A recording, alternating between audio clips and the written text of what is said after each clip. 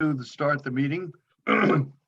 So this is Bill Boerum, convening our American and Russian friends in city-to-city relationships for our monthly meeting, our roundtable, to cover a number of topics of mutual interest, both in terms of the partnerships as well as overall relations.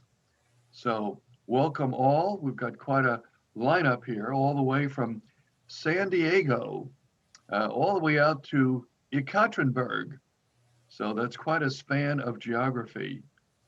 Okay, and I will say now and also at the end that we're going to be starting this meeting an hour earlier next month, meaning at 11 o'clock Eastern Time, to give a little bit of relief to our friends in Russia, so they don't have to stay up too late.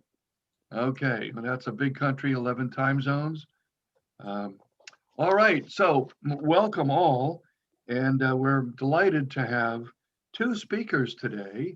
And speaking of Ekaterinburg, let me introduce Lena Novomeyskaya, who has been long active in the relationship between San Jose and Ekaterinburg. And we even have a San Jose representative here, Tim Quigley, who has been to Ekaterinburg and also early on involved in this relationship.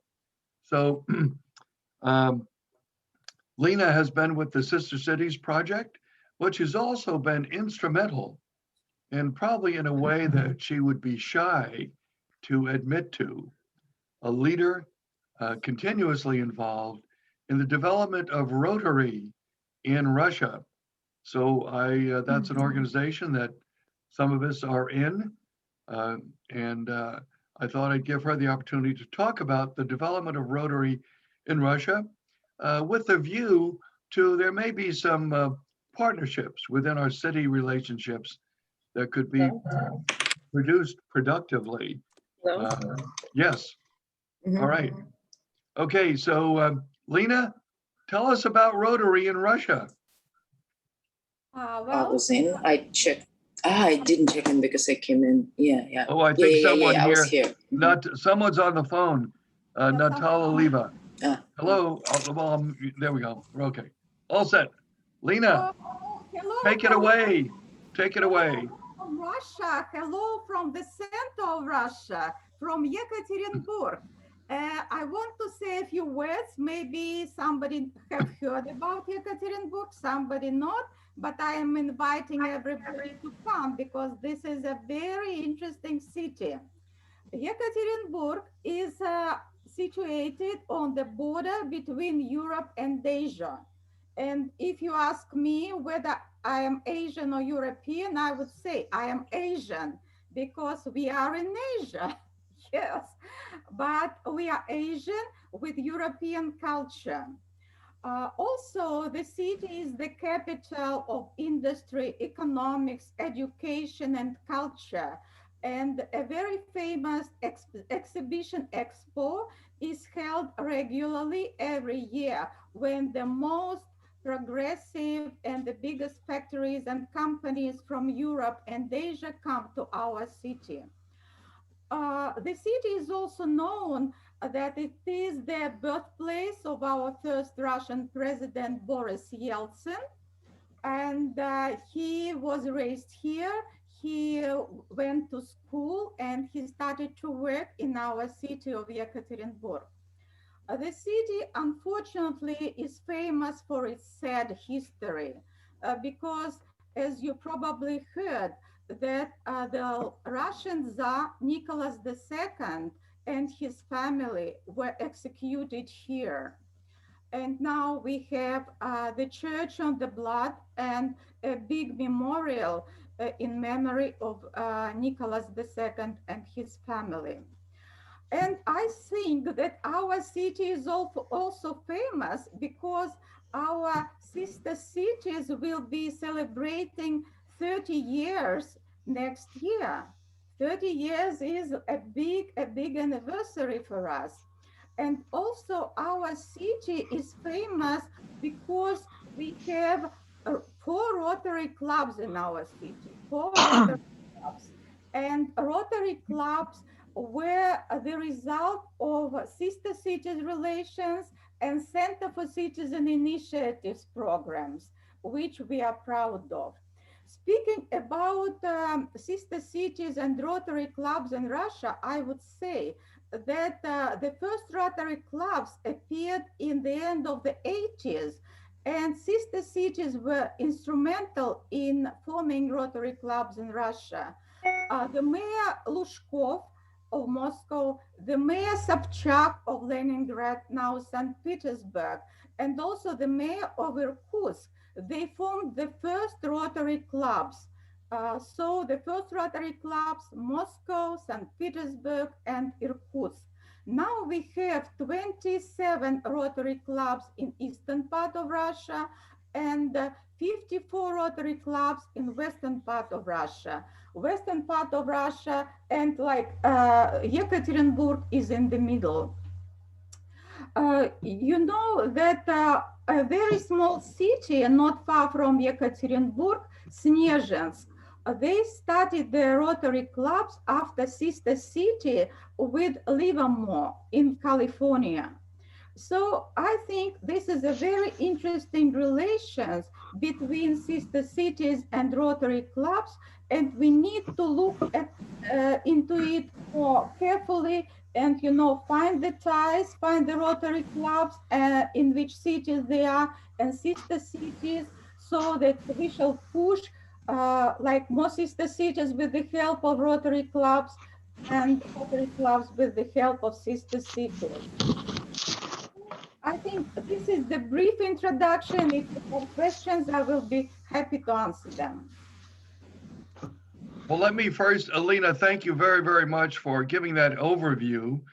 And let me ask you, organizationally, how is it structured?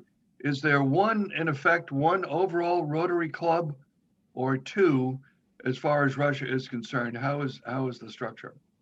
The structure, since I told you that the first Rotary clubs appeared in eastern part, like Irkutsk, Vladivostok, they belong to American district, Rotary District 5010, Alaska and California. The eastern part, the western part of Russia, like Moscow, including Ekaterinburg and St. Petersburg, they belong to European district, Rotary District in Sweden. And only in the year of 2000, we became an independent Russian Rotary District, 2220. But the eastern part still belong to the American Rotary District. But a year ago, they decided, the administration of Rotary decided that we shall have one independent Rotary district in Russia, including all the Rotary clubs from St. Petersburg to Vladivostok, like including 11 time zones. They gave the number to the district 2223, and they called it a pilot district. Like it's impossible for one governor, to travel to all the Rotary clubs of Russia, you can understand. But now we have 5 zones, 5 territories. So one Rotary district is divided into 5 zones, and every zone has its own director. And director of zone has the same power as the governor, but in its region. The Rotary International Administration told us that they would like us to stay for like a couple of years, and then they will see how effective Rotary operates. So, and maybe then they will change something in this field. Right. If you could describe, it's certainly quite a widespread movement that has occurred in Russia. And if you might be able to generalize the types of activities, as far as you know, that are engaged in by Rotary clubs, and maybe referencing Ekaterinburg as an example? What kind of things do you do? Well, Rotary International has their own programs like polio, eliminate polio, youth exchange programs, fellowships programs, peace programs, sanitation, etc. But of course, every Rotary club in every city, they have their own programs. Like speaking about Ekaterinburg Rotary Club, we take care of the orphanage, which is situated very far from our city, like 20, 250 kilometers. And the orphanage is big and nobody comes and helps there. So our Rotary clubs travels there regularly. We donate all kinds of necessary things like from outfits to stationaries and to gifts like Christmas gifts, etc. Also, we do workshops in the orphanage, and we also do a professional orientation when we bring the children from this orphanage and put them into the working places of our Rotarians to show how they can work, like they can work like cooks or bartenders, or I mean, uh, how to say, like hairdressers, etc., etc. And this is we also you know, take care of some of the gifted children when they leave their orphanage. We help to enter colleges, like we have two graduates whom we help, and now one of the graduates is already a professor at the university. Can you remember? Can you imagine? Like for how many years we were like for 22 years, like nurturing the orphans. Also, we are sponsoring special Olympics. These are special the sportsmen with disabilities.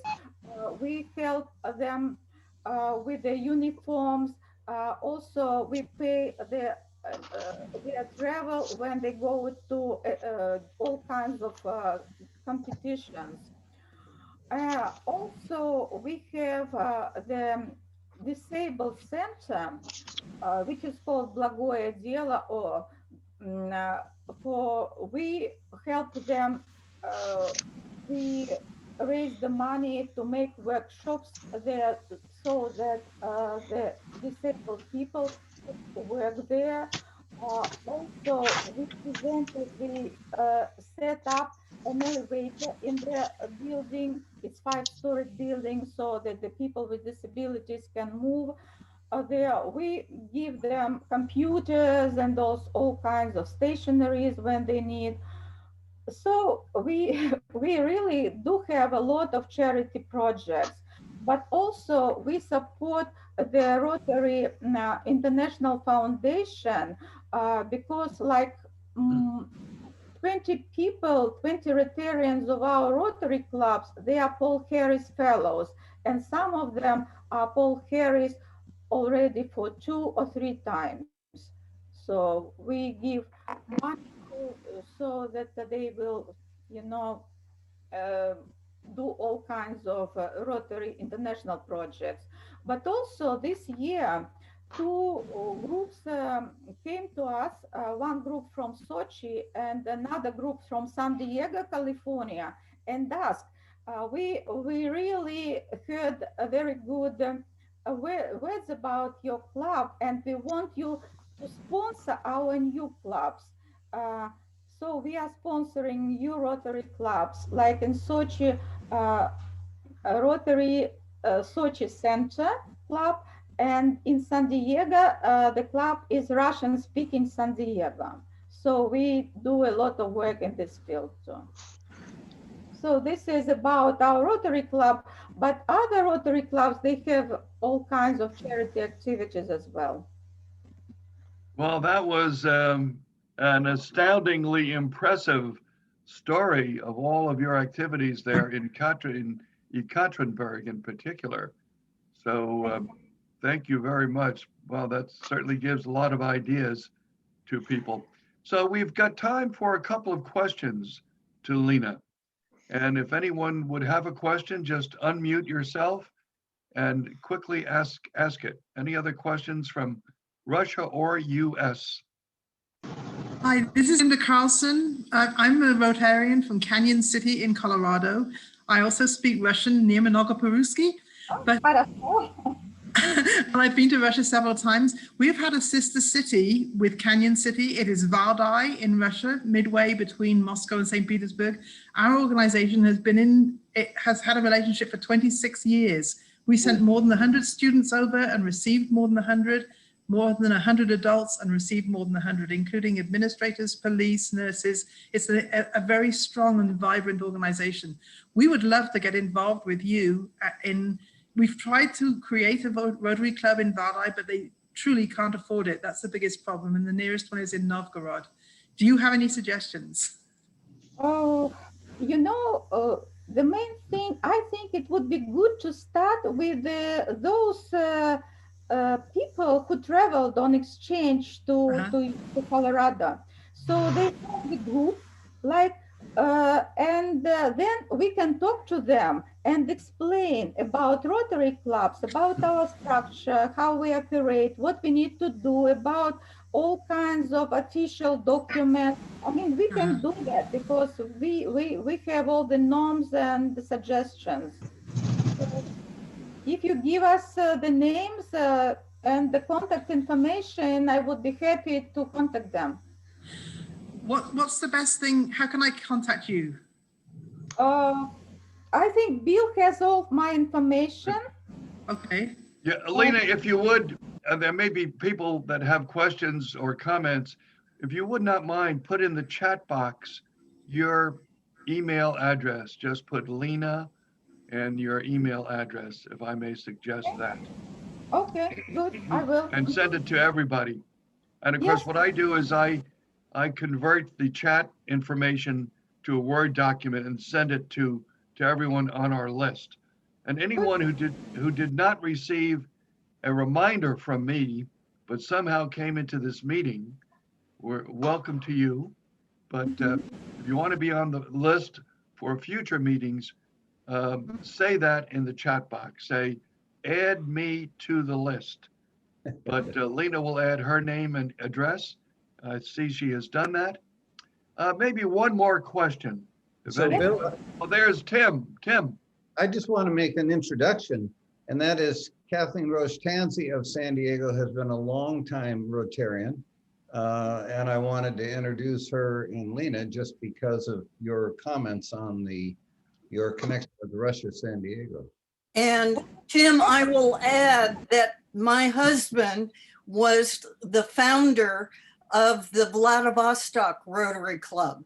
He was a founder with the district governor from Homer, Alaska. So that was in the early 90s that they founded Rotary there. And also they did in Havara. Oh, great. Wow. Yeah. Very nice.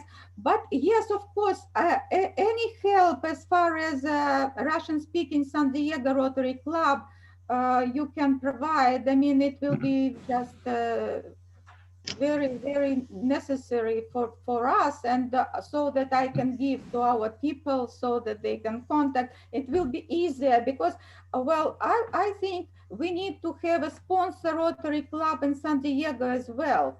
For us, we are so far, it's like Okay. challenging.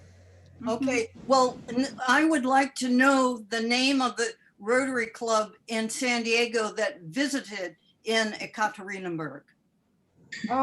They did not visit us. This is a group of Russian-speaking people. They saw our activities on Facebook and Instagram, and they contacted us and said, "Oh, we want to ask you to be our sponsor club." So, and we talked to the governor of Russian district, and he said, "Yes, please." So we started to work, but we need some Rotary Club in San Diego to be like the second sponsor club. Okay. Okay, I understand. And just quickly, my husband's family were originally the jewelers to Tsar Nicholas, and they owned the emerald mines in Ekaterinburg at the end of the 19th century and the 20th century. Wow, amazing, amazing. So Yeah. how everything is connected, you see? Yes, the connection. Well, we have two powerful networks here, Rotary and Sister Cities International. So I'm glad that we can take a step to enlivening and making those networks work together. So anyway, thank you very, very much, Lena, and appreciate having you in and giving us the perspective and insights from the Asian part of Russia. So, Yes. well, I'm also pleased now to introduce Edward Lozansky, who is a professor at American University in Washington and has also taught at Moscow State University. And I become acquainted with him a few years ago. I was trying to find my way to some good connections in Moscow, university connections, and somehow I got networked into Edward, and he put me in touch with the top people there in the international studies area. So I'm very happy to introduce him to speak with us about two dimensions, one of which is commemorating the meeting of military forces on the Elbe River, which I think many of us, I know I see Steve is joining us this morning. Steve had some plans, as I did, to celebrate that last year on the 75th anniversary by going to that, but we were unable to. In any event, Edward, tell us about the commemoration of the meeting and the joining of forces, and how you see a special way to celebrate that event.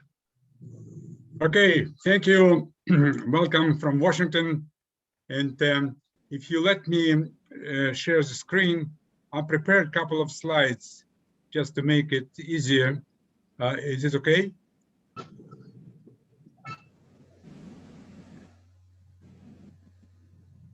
I think you should allow me to do share screen. Bill, you're muted. Bill, you're muted. Okay. You're now the host. Okay, great. So let's see. Okay, slideshow.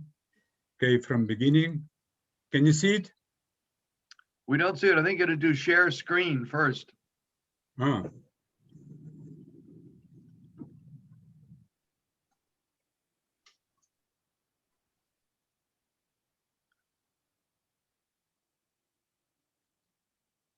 I'm ready anytime you say. Well, no, you go ahead. You're the host, so you can share the screen. Go down Okay. No, yeah. I just want to make sure that you see my screen. We do not see it. I don't see it. I don't know what happened. Let's see. Okay, maybe. I think it says the host disabled participant screen sharing. Yeah. So who is the host? You're the host. I'm the host. Yes. Okay. Boy, sorry about this. I thought you were the host. You should allow me to do it. I made you to be the host. Boy. I'm really sorry. I don't know what to say because it will be very difficult without slides. Technical. Edward, go to the bottom where it says share screen and click on that. I think I did that. Okay, maybe, okay. Just a second. Once you click on that, then you can share your screen. I think I clicked it, but maybe I clicked it earlier than. I think you disabled it. Okay. Okay, share screen. Okay. There we go. It's coming. You're starting to share it. Okay. Sorry about this. Can you see it now? We do not, we see that you're sharing, but we don't see the screen itself. Oh, okay, let me try again.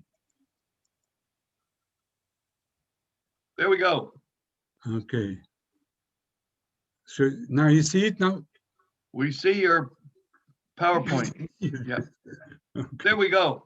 Okay. Oh, I'm really sorry from the beginning. Okay, in Vodva. Okay. Now, we okay now? Perfect. Okay, I'm really sorry. Okay, I tried to cut it a little bit short. This is simply, I teach a course in US-Russia relations. So don't worry, I'm not going to give you the full lecture. It's about an hour and a half. I only have 10 minutes, now probably 9, because I lost 1 minute on this technical thing. But at least my course is poor state of Russia relations and who to blame and what to do. Today, I will concentrate on what to do, because I will start talking about who to blame. It will be for a long time. So I think I came up with some, I thought, naive idea. But then the more and more I was trying to promote it and talk to people, I see that it's not so naive, and maybe there's something in it. And at the end, I'll ask you maybe to see how you can join. All of you have it's very simple, and you don't have to do too much. But if you join, I think we'll really make this event really international, not only US, Russia, but really around the world. So I'll try to be very brief. And Bill already mentioned Elbe River. It started with Elbe River. So this is a famous picture, April 25, 1945, 3 American and 3 Soviet soldiers meeting on the bridge in the city of Torgau. And what happened that my family, both my father and my wife's father, were at this meeting. They're not on this bridge, but they were somewhere around. So we felt that this is kind of a very emotional thing for us. And we began to celebrate it every year in both Washington and Moscow. And then we did a teleconference. So every year we do something commemorate this event and send messages from Washington to Moscow. But now, as I said, the idea is how we can kind of expand it and make it really not only Elbe River kind of a symbol, how we can grow on that. So this is a picture. I love this picture. I don't know, maybe our fathers somewhere among those soldiers, but this is something what happened. Can you imagine now having American and Russian military embrace? And this was a great moment. They were dancing, singing. It was a really emotional thing. I wish we can have it again sometime. Now, relations now are really bad. Some people are talking about World War III, looming disaster, but it happens just last week. Secretary of State Anthony Blinken, by the way, for those of you who probably don't know, he comes from Ukraine. Can you imagine? Well, not he, I mean, his grandparent was born in the same city I was born, city Kiev. And so he, a few days ago, said that the United States no longer will promote democracy with missiles, airplanes, and military. From now on, we will lead by example. I couldn't believe what I can hear, that finally we have someone who is saying that all those wars, they were mistaken, we didn't achieve what we wanted, and now we'll be different. Well, who knows? So far, it's only words. Hopefully, it will be kind of followed with deeds. This one will know. But my idea is exactly fits into what Blinken said, and I think I found the idea with we know how America is divided now, polarized, Republicans, Democrats, calling each other names and all that. But I found idea with Trump, Biden, Putin, Xi, and anyone else. I'm pretty sure all people in this Zoom meeting would agree, and leaders of all about 200 countries, that if we commemorate the veterans recall those Elbe River meeting, joyful meeting, but then also do it not just with words, but by planting a tree. We call it like friendship tree. And we did one experiment like this back in 2015, when we planted a friendship tree between peoples of Russia and the United States. It was done in downtown Moscow in the presence of American embassy officials and Russian officials, and not only officials, but regular folks. And we planted a friendship tree. I will show you at the end this tree. And we thought, well, why not just try to plant trees all over?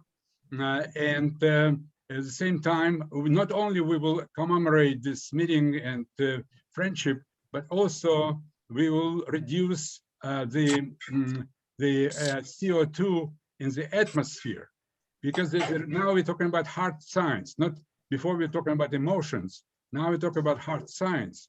And there's a group in Switzerland, and not only that, but they calculated that now our planet has about 202 billion acres of land suitable for reforestation. And this provides enough room to plant extra 1.2 trillion trees. And this will contribute to carbon sequestration. So we're talking about reforestation, sequestration is like poetry. So now look at the now numbers. That 6 countries, they have plenty of land to do that. And of course, Russia is the biggest one, 373 million acres, United States to 55, Canada by 94, Australia, etc.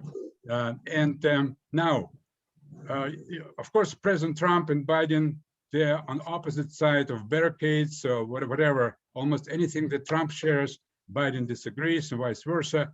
But this is, I think, this idea is a rare case when both men have similar vision. And I already mentioned that Russian, Chinese, and all others probably, not probably, I'm sure, the same. And what happened is that I wrote an article about this idea and published it in Washington Times, and it's also in Russian newspaper Izvestia. And a few days after this article appeared, Washington Times, Trump went to Switzerland, Davos, and during this economic forum, he said that he likes the idea of planting 1 trillion trees, and he's going to establish special interagency council of 1 trillion trees.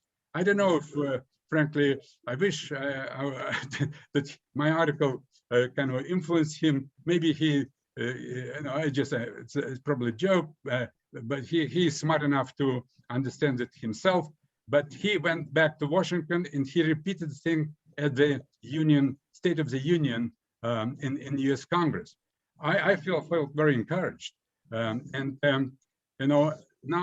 we talk about Trump. Now Biden, he is stronger, advocate of fight with climate change. And he said this crisis, we have to do something. We can't wait any longer. And also what happened, probably wasn't noticed in the media, that Russian Foreign Minister Lavrov and US climate now czar, or sometimes say envoy, American media call him czar, John Kerry, they already talked about in some implementation of Paris climate agreement. So we see that there's something that this idea is picking up. And so this is exactly what to finish, because I know I'm speaking probably too much, but this is what we suggest to do. That on this day, April 25, it's a Sunday, it's good, because people are free from work and all that. We want as many people as possible to plant a tree, then dedicated it to maybe some family members, to some war veterans, and also what this is very important. They have to video this process. When you plant a tree, you just video it, and then you can upload it. And we are now building a site. My university, I'm now teaching also course on US-Russia relations at National Nuclear Research University in Moscow. They pledged to build a special site when you can download this video with this process of you planting tree and saying maybe a few words if you want, and saying who you dedicate this tree. but you have to remember in back of your mind that also help to reduce the number of this bad things in the atmosphere. So, well, this is a slide that I show to my students where US, Russia can.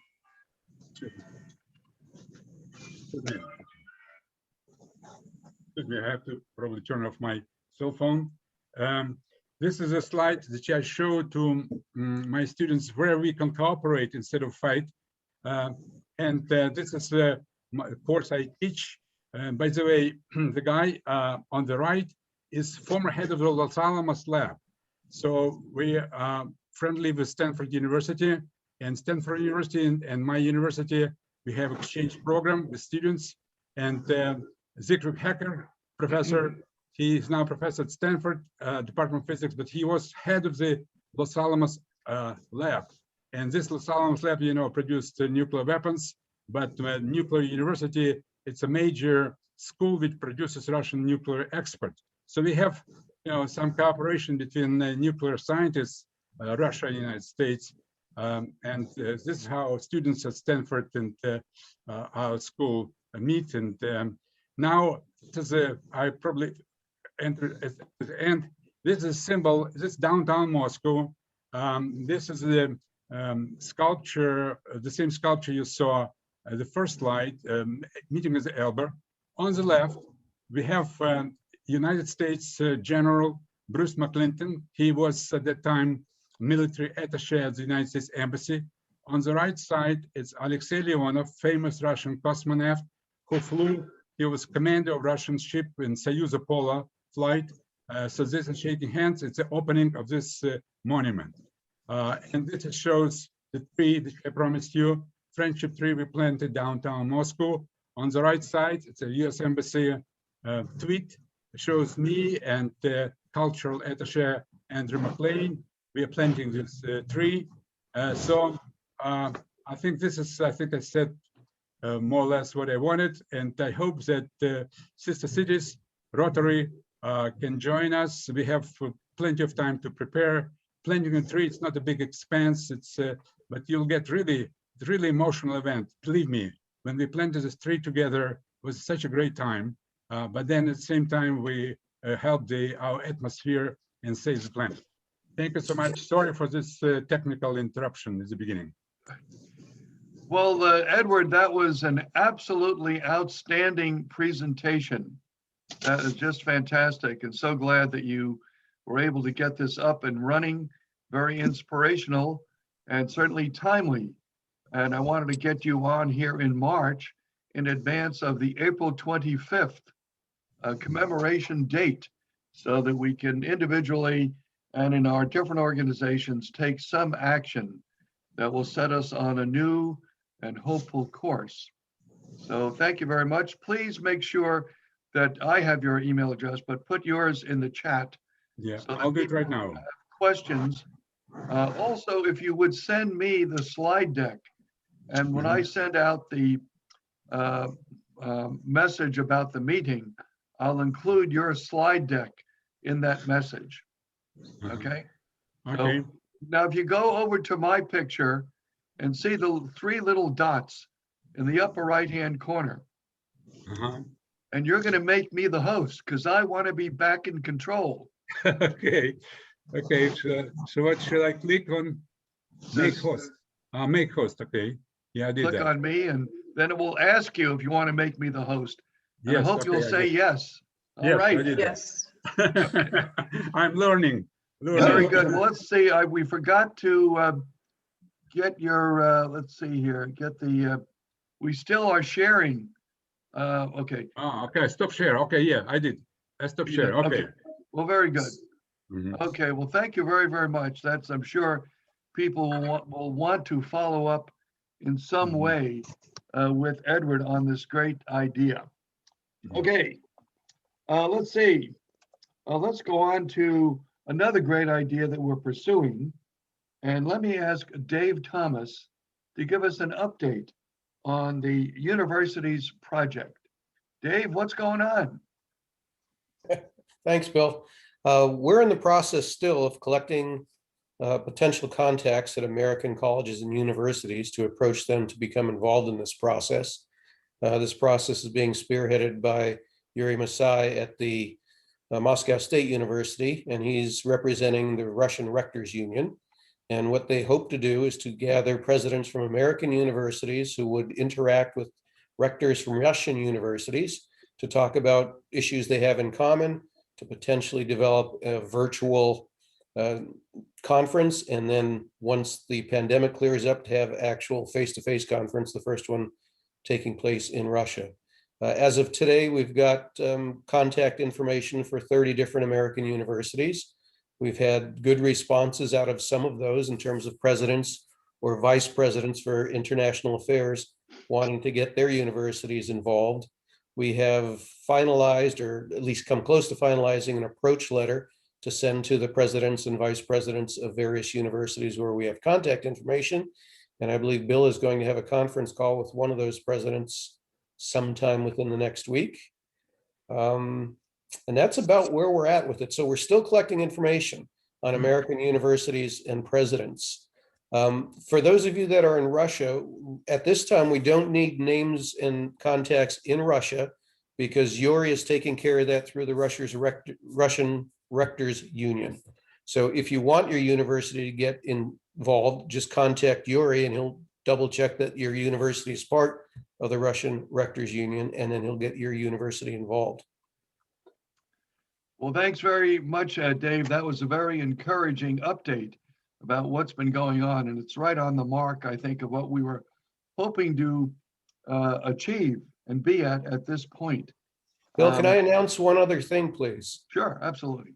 On March 23rd, which is Tuesday, 13 days from today, I believe, Open World is sponsoring a Zoom panel discussion with question and answers on our May 2019 Open World Alumni Exchange between Vladimir, Russia, and Bloomington Normal, USA, on best practices in education. And as part of that Zoom session, the president of Illinois State University and the president or rector of Vladimir State University will both be participating live.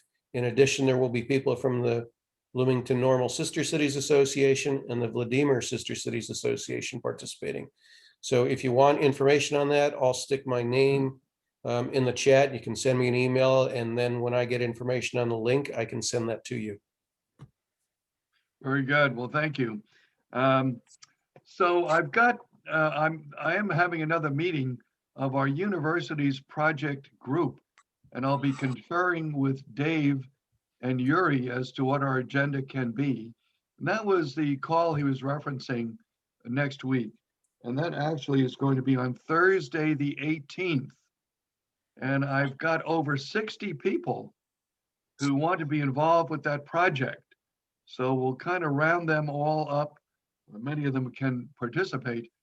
A week from this Thursday, that is the 18th.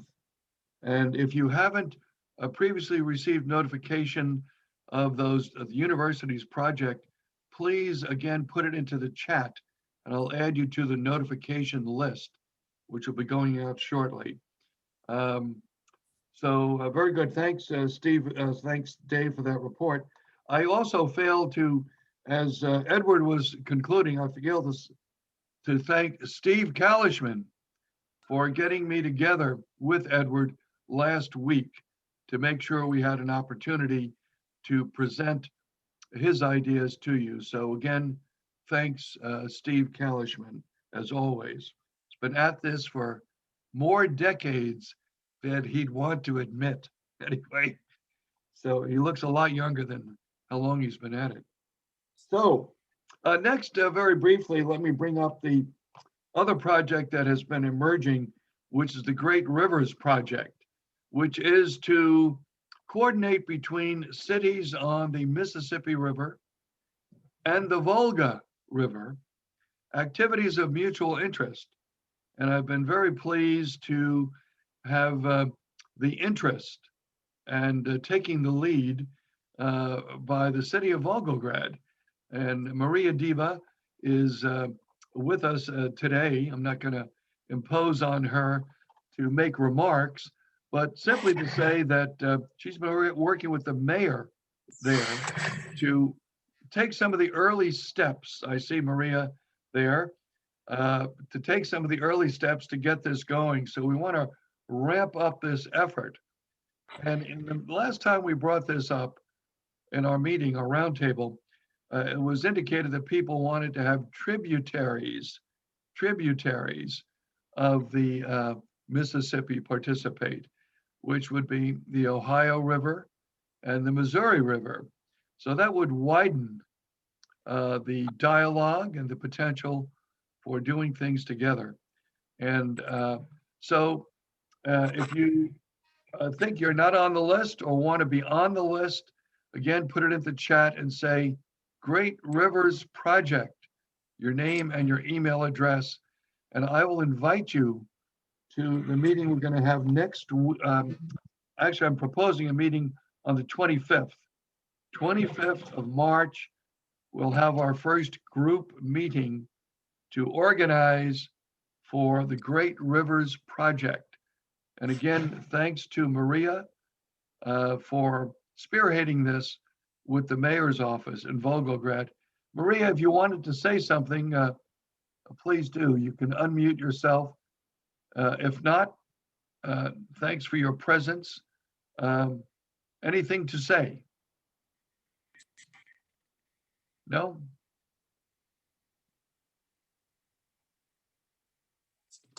I want to say that I trust you completely to spread the two little ideas for the projects that we suggested, and that I'm calling on absolutely everyone to join and maybe to give some more ideas on how they can be realized.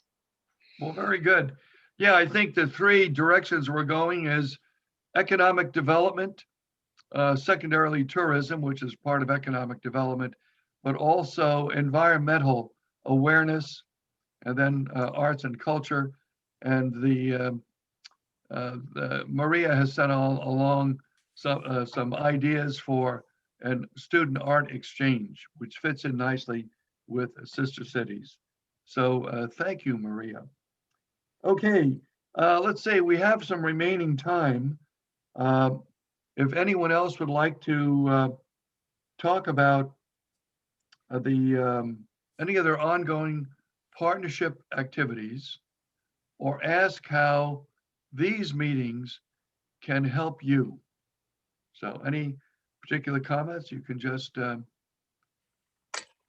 unmute yourself or wave or something, whatever. Hey, Bill. Yeah. It's Steve Kalishman. I think we have Sharon Tennyson on the call, and I believe she's one of the ones who started Rotary in Russia and has also been involved with a lot of the work that Dr. Lozansky has. And I wonder if she's got something that she'd like to say about what she's heard today. Sharon, you can unmute. Where are we? I'm looking for it. Maybe she left. Maybe she did. Okay. Well, good point anyway, Steve. Yeah. Okay. Anyone else would have any comments? No? Interested, and I've just written something in the chat box about joining the Great Rivers Project. We have the Arkansas River running through our town, which is Canyon City, Colorado. Where, you know, it's a big deal for us. It's a huge rafting river, one of the biggest ones in the US. We would love to be part of the project with the Volga. Very good. Hey, that's excellent. Thank Bill, you. if I can say, just say how important it is to get universities involved in this from two sides. First of all, we want young people also to exchange. For example, during our course, we have Zoom, and the students from the United States and Russia communicate, they exchange ideas.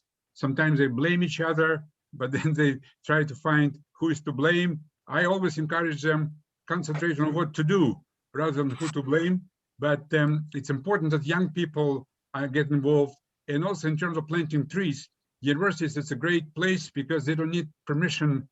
When we had to plant this tree in downtown Moscow, we had to go through a lot of bureaucracy, permits. The same thing, I'm pretty sure, in any American city. You cannot just simply walk in and plant a tree. But universities have their own campus, so they can do it. For them, bureaucracy, it's not so huge. So definitely, if, for example, your next university meeting, first of all, I would like to be invited if possible, but also we maybe have to urge students, young students, to get involved and see if this project can pick up, because this is for the future. It's for them. If we have World War III, I don't think we'll have any future. So maybe they should really understand this and do little things like planting a tree would help. Well, thanks for those good comments. Well taken. All right, so a final call and opportunity for anyone to pipe up. Any comments? Oh, Daniel Clark. You can unmute. Hello. Здравствуйте. Привет. Anatoly. Any further comment, Daniel? Well, I put in a note saying be sure to include me in the Great Rivers planning because I'm sitting on the banks of the Mississippi, and we love hosting international guests there and doing programming related to that. That's my main interest right now. I invited some others from our Iowa, state of Iowa and Stavropolsky Krai. Since the 1980s, we've had exchanges. We've had as many as 10 city partnerships, and I see Anatoly Tardashev is with us from Stavropol. He was a governor's assistant who survived every regime change over there and managed, I don't know how many times he came here. Happy to be with you. Very good. Hey, thanks for those comments. And I did get your message yesterday. So, all right. Okay. Well, I think unless there's anyone else have anything to say, we're pretty much finished. Again, I thank very, very much Lena and Edward for their comments that were so informative and also inspirational, very frankly, for us in our work as we carried out with our bilateral relationships. So let me say that in closing, we'll have our next meeting on April the 6th and changing the time to 11 a.m. Eastern US, 7 in Moscow, and no, it will be 6, Bill. It will be 6 in Moscow because it will be 7-hour difference. Oh, okay. Well, America is switching to springtime. Oh, that's so right. Of course, we're springing forward. All right. Thanks. Yeah, I was wondering when that date was coming up, but we'll make that clear. So again, thank you very, very much, everybody, for attending. It's been a wonderful meeting. So everyone have a good day and a good week.